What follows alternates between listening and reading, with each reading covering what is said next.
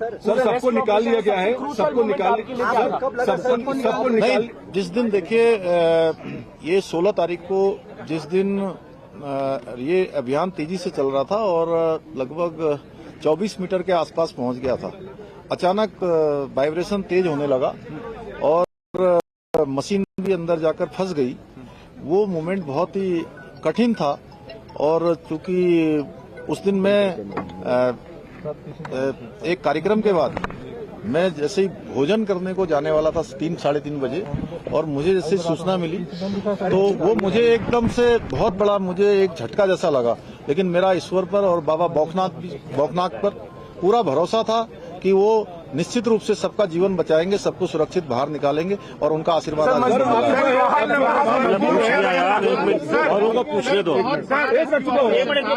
तमाम अब आगे की प्रक्रिया क्या होगी? देखिए अभी उनको अस्पताल भेजा जाएगा, 24 घंटे के ऑब्जर्वेशन में रखा जाएगा और उनको घर भेजा जाएगा। देखिए ऐसा है कि अभी वो सारे के सारे एक लंबी चूंकि हवा पानी और एक अलग वातावरण से बाहर आए हैं, तो अभी जो डॉक्टरों की सलाह होगी उसके आधार पर ही हम लोग काम करेंगे। उसके आधार पर उसके बाद उनको घर भेजना होगा या जो भी करना होगा, पहले मेडिकल सुपरविजन में उनको रखा जाएगा, उनकी मॉनिटरिंग की जाएगी, उसके बाद आगे की कार्रवाई। कोई क्रिटिकल तो नहीं है सर? नहीं, कोई क्रिटिकल नहीं, सारे सामान। एक मिनट इनको पूछने दो, उसके बाद आपके पास आ रहे हैं। सर वर्कफोर्स कितना था, कितने लोगों को लगाया हुआ था, खासतौर पर अगर ऑपरेशंस की बात करें? कितना बड़ा magnitude in terms of number? In terms of देखिए अब ये नंबर तो मैं आपको देख के बता दूंगा, लेकिन इसमें जिन जिन लोगों की भी आवश्यकता पड़ी और देश के अंदर और विदेशों में भी जो टेक्नोलॉजी और जो विशेषज्ञ इसके थे, हमने सभी से कंसल्ट किया था और जो सबसे अच्छा रेस्क्यू हो सकता था उस तरफ हम लोग बढ़े।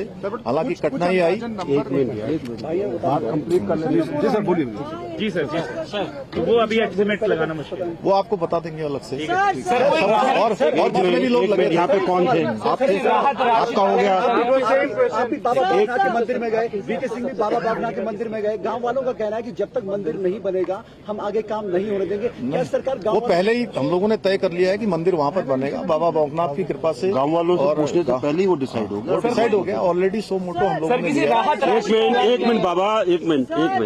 इस पूरी कड़ी में रैट माइनर्स की भूमिका कितनी अहम थी?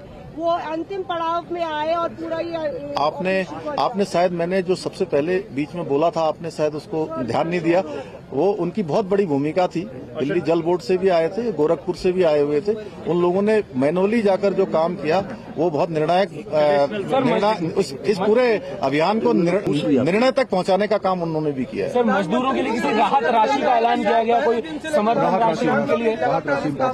नहीं, सभी सर समर्थन राशि, राहत राशि। प्रधानमंत्री जी ने ट्वीट किया है, फर्स्ट डे से लास्ट दिन तक वो चुनावी व्यवस्था के बावजूद इस पर मॉनिटरिंग करते रहे। उनकी संवेदनाएं पूरे देश ने देखी है, क्या कहेंगे? मैंने आपको शुरुआत में ही कहा था कि माननीय प्रधानमंत्री जी का अगर इतना विशेष इस पर अभियान पर ध्यान नहीं होता, विशेष उनका जोर नहीं होता, तो इतना कठिन चुनौतीपूर्ण अभियान इस तरीके से पूर्ण करना आसान नहीं होता। और उन्होंने और अभी भी उनका कितना ध्यान है कि प्रातःकाल जब वो चुनाव अभियान में निकलते होंगे, प्रत्येक दिन जानकारी लेते थे और किस प्रकार से रेस्क्यू अभियान को चलाना है उस प्रकार से करते थे। एक तरह से मैं उत्तराखंड का मुख्य सेवक हूँ, मुझे उन्होंने एक काम दिया हुआ था कि किसी भी तरीके से इस काम को सफलता की ओर ले जाना है। कोई और है? सर आपने कब ठाना कि मुझे यहाँ कैंप करना पड़ेगा और आपने लगातार कैंप किया? नहीं, मैं दीपावली के अगले दिन यहाँ आया था और उस दिन के बाद फिर मैं लगातार यहाँ आता रहा बीच में। और एक समय ऐसा आया कि अभियान हमारा बहुत तेजी से आगे बढ़ रहा था, फिर बीच में रुका। जब बीच में अभियान रुका तो उसके बाद मैंने तय किया कि जब तक ये अभियान पूरा नहीं होगा मैं सारा कामकाज यहीं पर रुककर करूंगा, कामकाज भी करूंगा और इस अभियान को भी पूरी तरह से देखूंगा। एक मिनट।